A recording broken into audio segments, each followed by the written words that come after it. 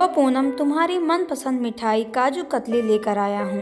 तुम्हारे भतीजे मोनू की शादी फिक्स हो गई है। 8 नवंबर को सगाई है और 27 नवंबर को शादी है। तो तैयारी अभी से शुरू कर दो। आखिर इकलौती बुआ हो और तुम्हारा लाडला भी तो हो। चलो फटाफट मुंह खोलो और मुंह मीठा करो। भैया, मुझे नहीं खानी ये काजू कतली। अरे पूनम, छोड़ो पुरानी बातों को। जो हो गया उसे भूल जाओ। जितना पुरानी बातें याद रखोगी उतना ही दर्द तकलीफ बढ़ेगी। पूनम कुछ समय के लिए अतीत में खो गई। पूनम और उसके भाई रोहित को काजू कतली का विशेष शौक था। जब भी घर में काजू कतली की मिठाई आती, दोनों भाई बहन उसे झपट पड़ते थे। मम्मी पापा बहुत समझाते पर दोनों पर कुछ असर नहीं होता। दोनों की मनपसंद मिठाई हुई काजू कतली। समय आने के पर पूनम की शादी एक अच्छे से घर में हो गई और उधर भाई की भी शादी हो गई। दिवाली पर पूनम के ससुर जी ने ऑर्डर देकर 5 किलो शुद्ध काजू कतली बनवाई ताकि वह अपने रिश्तेदारों में शुद्ध मिठाई भिजवा सके। और घर में भी सभी को काजू कतली बेहद पसंद थी। दिवाली के 2 दिन बाद भाई दूज वाले दिन पूनम का भाई अचानक पूनम से तिलक करवाने आ गया। पूनम को तो पता ही नहीं था कि वह अपने आने वाला है, क्योंकि कितने सालों बाद एक भाई दूज के दिन आना ही हो पाता है। हाँ, राखी पर अवश्य आता था।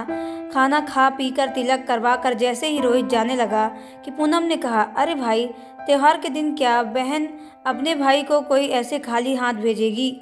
आप इतना सब कुछ लेके आए हो तो क्या मैं कुछ भी नहीं दूंगी? बच्चे भी तो बुआ की मिठाई का इंतजार कर रहे होंगे। आप 2 मिनट रुकिए, बस मैं अभी आती हूँ। पूनम ने घर पर रखी हुई काजू कतली में से आधा किलो का डब्बा अपने भाई को दे दिया। और तभी सासू माँ वहाँ आई और बोली, तुझे पता है काजू कतली का भाव 800 किलो है और तू अपने भाई को इतनी महंगी मिठाई देने जा रही है। अरे, अंदर लड्डू पड़े हैं, वह रख दे। काजू कतली तेरे पीहर वालों के लिए नहीं बनवाई है। अगर ऐसे ही लुटाती फिरेगी तो हम और रिश्तेदारों में क्या देंगे? लेकिन माँ, मैंने तो भाई के लिए कुछ मंगवाया ही नहीं और ये इतनी सारी मिठाई है और भाई और बच्चों को भी पसंद है। कहा ना, एक बार काजू कतली नहीं मतलब नहीं। बिल्कुल शर्म लिहाज है कि नहीं? भाई ने ऐसा क्या दे दिया कि तू ये सब इतनी महंगी मिठाई भाई को दिए जा रही है? सास के द्वारा इतना जलील होने पर उसकी आंखों से आंसू आने लग गए। वह कमरे में आई तो देखा उसका भाई जा रहा था।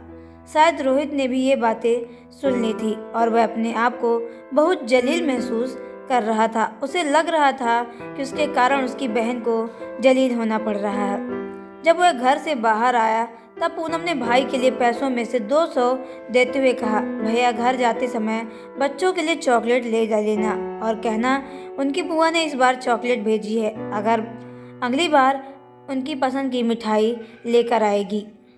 हाँ भैया, यहाँ जो कुछ हुआ घर जाकर मत बताना। ऐसे कहते हुए पूनम रोने लग गई।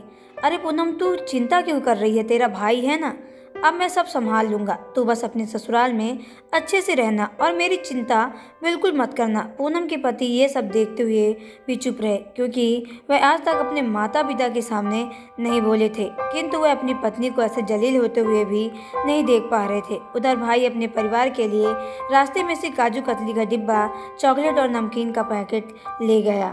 देखकर बच्चे और पूनम की भाभी खुश हो गए। उस दिन के बाद से पूनम को काजू कतली से इतनी नफरत हो गई कि वह उसे देखते ही फेंक देती और उसे पुरानी बातें याद आने लगती। काजू कतली की वजह से उसे और उसके भाई को इतना शर्मिंदा होना पड़ा। 15 साल बाद आज पूनम का भाई उसके लिए काजू कतली का डिब्बा लिए खड़ा था और पूनम आज भी खाने से मना कर रही थी, किंतु रोहित ने अपनी बहन को यह कहकर मिठाई खिला दी कि मन में कड़वाहट रखने से कुछ नहीं होता, बल्कि रिश्तों में खटास आ जाती है। मेरी प्यारी बहन, जो हुआ वह सब तुम भूल जाओ। और उसके मुंह में काजू कतली का एक टुकड़ा जबरदस्ती खिला दिया। पूनम ने भी भाई का मन रखने के लिए काजू कतली खा तो ली, किंतु वह कैसे उस जलालत का दर्द भूल जाए। रविवार की सुबह शगुन अपनी बालकनी में खड़ी थी, लेकिन आज पति की छुट्टी रहती है, इसलिए नाश्ता तैयार नहीं करना होता है। आराम से बालकनी में खड़े होकर ठंडी ठंडी हवा का लुत्फ ले रही थी। तभी उसकी नज़र नीचे गली में पड़ी। वर्मा जी अपनी बेटी से कह रहे थे, नहीं बेटा, क्यों गिरेगी तू, मैं हूं ना हर पल तुझे संभालने वाला। वर्मा जी बोले कि उनकी बेटी आश्वस्त से स्कूटी सीखने लगी है और शगुन खो गई है तीर में। पापा पापा, मुझे भी स्कूटी सीखनी है। पापा ने स्कूटी से घर आते हुए 13 वर्ष की शगुन मचल गई। अरे बेटा, अभी तो छोटी है, पापा ने कहा। नहीं नहीं, मुझे तो सीखनी है, शगुन जिद पर पकड़ कर बैठी तो मजबूरन पापा को उसकी बात माननी पड़ी। पापा, उसके पकड़े रहना, मैं गिर न जाऊं। स्कूटी पर बैठ डरते हुए शगुन बोली, नहीं मेरा बच्चा, मैं तुझे कभी नहीं गिरने दूंगा। पापा प्यार से बोले।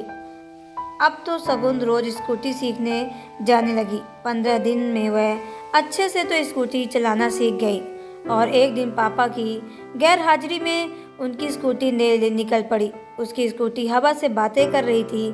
कितनी खुश थी शगुन अकेले स्कूटी चलाकर। आज की अचानक से सामने से बाइक आई और शगुन अपना संतुलन खो बैठी और धड़ाम से गिर पड़ी। गिरते ही वह रोने लगी। आसपास के लोगों ने उसे उठाया और साइड में बैठाया।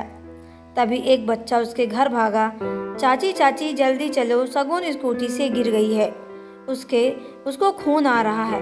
वो बच्चा शगुन की मम्मी से बोला, हे भगवान, क्या हुआ मेरी बच्ची को। घर में घुसते शगुन के पापा ने जब ये बात सुनी तो वह भागते हुए शगुन के पास पहुंचे और गोद में भर डॉक्टर के पास ले गए। डॉक्टर, मेरी बिटिया ठीक तो है ना? पापा डॉक्टर से बोले, घबराइए नहीं, थोड़ी सी चोट है, 8 से 10 दिन में ठीक हो जाएगी।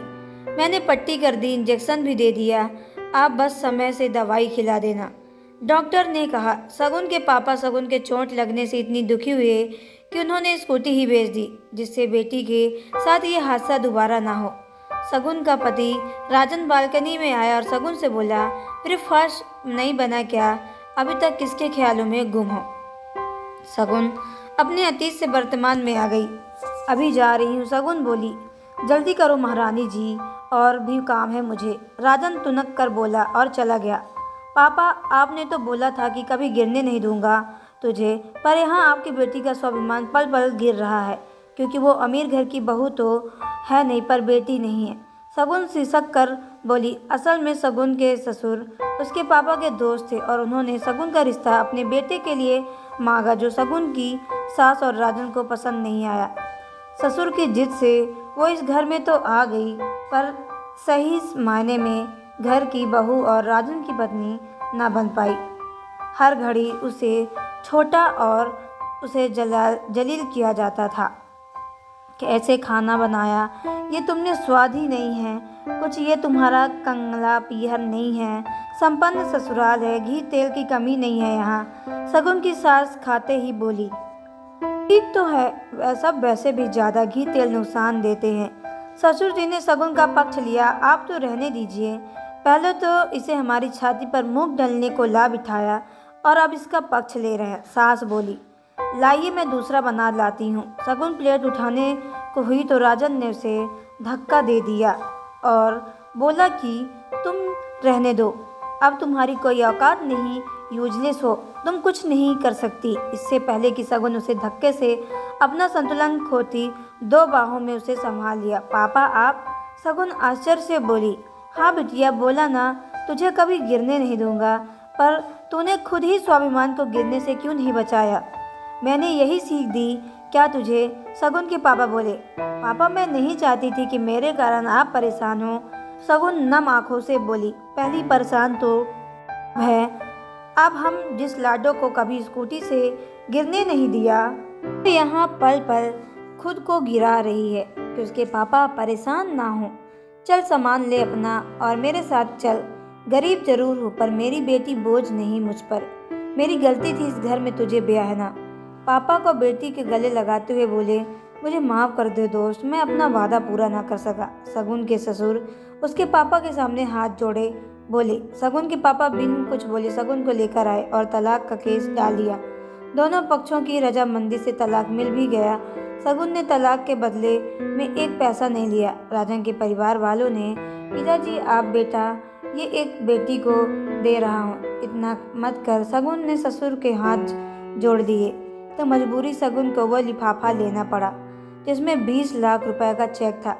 शगुन ने अपने पिता को इजाज़त ली और दोबारा पढ़ाई शुरू कर दी। बीती वो बात भूलना अपने भविष्य बनाने में जुट गई। तो दोस्तों, आपको स्टोरी कैसी लगी कमेंट बॉक्स में ज़रूर बताएं। अगर आप मेरे चैनल पर ना तो चैनल को सब्सक्राइब करके बेल आइकन को प्रेस कर लें ताकि आने वाली सभी वीडियो का नोटिफिकेशन आपके मोबाइल पर सबसे पहले पहुंचे, क्योंकि मैं ऐसी ही वीडियो आप लोगों तक लाती रहती हूँ। तो चलिए मिलते हैं नेक्स्ट वीडियो के अंदर।